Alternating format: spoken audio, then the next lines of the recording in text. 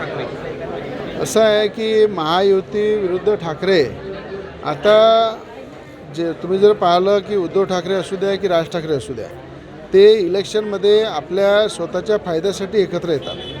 बाळासाहेबांचे विचार हे जर खऱ्या अर्थानं पाहिले तर एकनाथजी शिंदेसोबत आहे. बाळासाहेबांचे विचार एकनाथजी शिंदे पुढे घेऊन जात आहे. म्हणून ठाकरेंना मजबुरी आहे आणि मजबुरीमध्ये एकत्र येणं हे जनतेला समजते की आपल्या फायद्यासाठी राजकीय हितासाठी एकत्र येतात.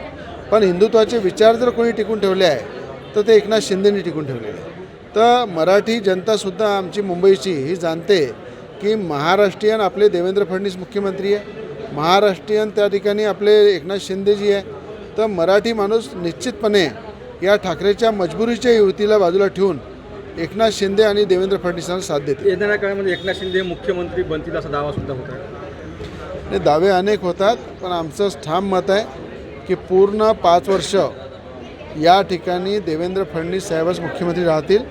आणि या राज्याला पुढे नेण्यासाठी देवेंद्र फडणवीससारखा विकासाचं विजन ठेवणारा, मोठ्या प्रमाणात या ठिकाणी सगळ्यांच्या हृदयामध्ये ते स्थान तयार केलं आणि शेतकरी, शेतमजूर, सर्वसामान्य जनतेसाठी एक मुख्यमंत्री म्हणून देवेंद्र फडणवीस साहेब काम करत आहे, सगळ्यांना न्याय देत आहे. म्हणून महाराष्ट्राची सगळ्यांची इच्छा हेच आहे की देवेंद्र फडणवीस मुख्यमंत्री असले पाहिजे. 3 महिन्यामध्ये मराठी माणूस हा पंतप्रधान बनेल असं सुद्धा प्रकाश आंबेडकर म्हणतो. असं आहे, मराठी माणूस पंतप्रधान झाला पाहिजे हे सगळ्यांची इच्छा आहे.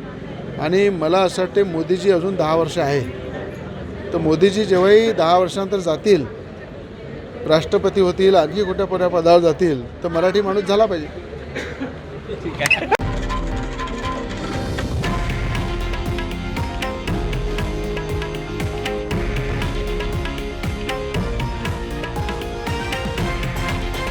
हे आहे देशातील नंबर 1 न्यूज नेटवर्क आणि आपण पाहत आहात TV9 मराठी, एकमेव.